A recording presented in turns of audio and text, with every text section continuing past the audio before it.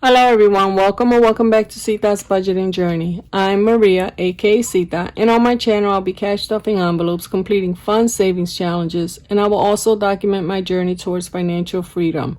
So if any of this interests you, please consider subscribing and hitting that notification bell so you don't miss any uploads as I navigate my way towards a debt-free life and learn to budget for my future. Alrighty guys, I am back, and in today's video I will be sharing my 2024 goals. As stated previously, one of the reasons that I wanted to document my goals is because I want to hold myself accountable.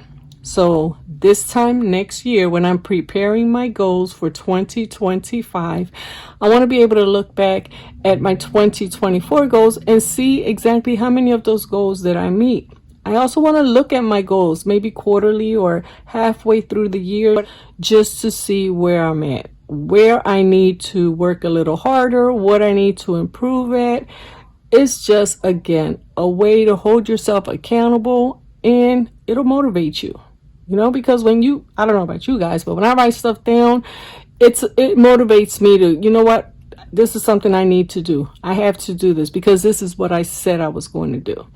So we're going to get started right away because we don't want this, video to go on too long. I have my Glamour mug. Look at that.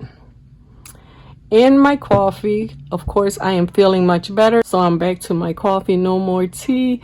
Maybe I'll have a cup later on, but for now, I am enjoying my delicious cup of coffee. All right, guys, for 2024, let's see what Maria has in store. First and foremost, guys, is my emergency fund. I want to increase that by at least $1,500 so that I have, by this time next year, a minimum of $2,500 saved in that account. I am a homeowner, and we all know $1,000 is just not enough. Anything could happen in your house or any type of an emergency, be it with your car, your kids, your spouse, and that money is gone. So I want to up it a little more. $2,500 is probably not enough either, but you know what? It's more than what I had prior to starting this journey.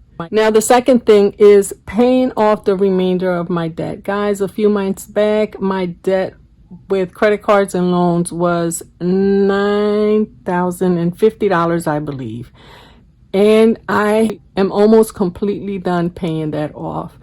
Right now, the largest payment I had was for a loan, and that was for $720. And guys, on the 13th, next week, that final payment will be made, and it's actually not even going to be the $720. It's like $575, but I will be done, and I'm so happy and blessed to finally be done paying that, because now I have funds that I can allocate to the rest of my debt or to savings.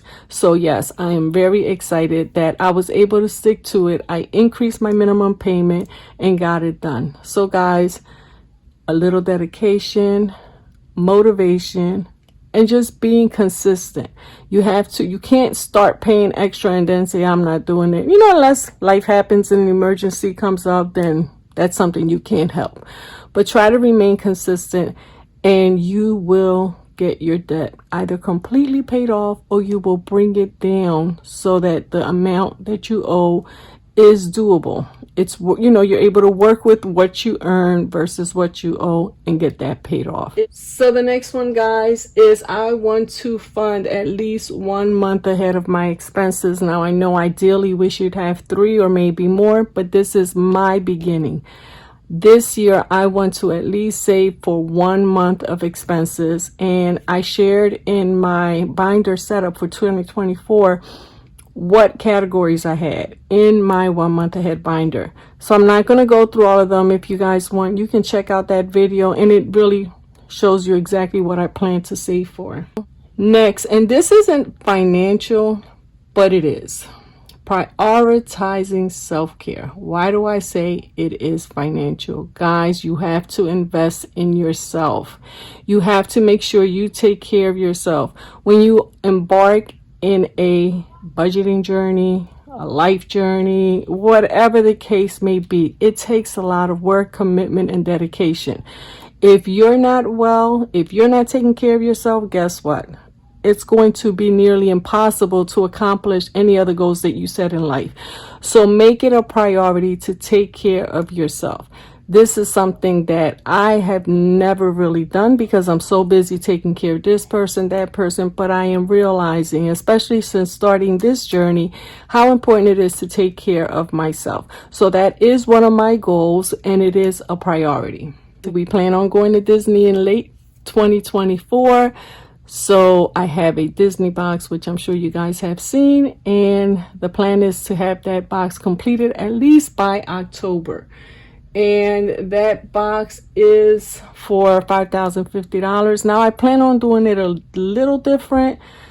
Some of you might agree, some of you may not, but my plans are starting December 31st is to take whatever money is in there and deposit it into my high yield savings account. I plan on doing that every 2 months, and to me it just makes sense. I don't want to have a lot of money sitting in the house, and I also wanted to earn some interest. So I will be taking the envelopes when I finish using them. I take the money out. I'm going to take those envelopes and put them in a little box or put them somewhere else. I don't want to keep them in the same box because I want to continue to fill the envelopes until obviously the box is empty.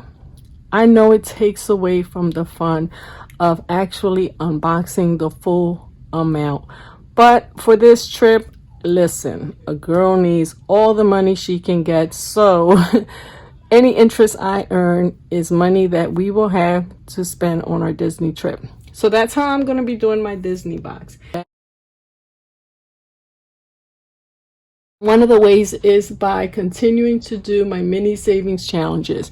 And those mini savings challenges will be used to fund my sinking funds. Sinking funds to me are pretty important because that's spending that you do throughout the year. So if I could have money set aside for that stuff, that'll also prevent me from digging into my emergency fund every time something comes up.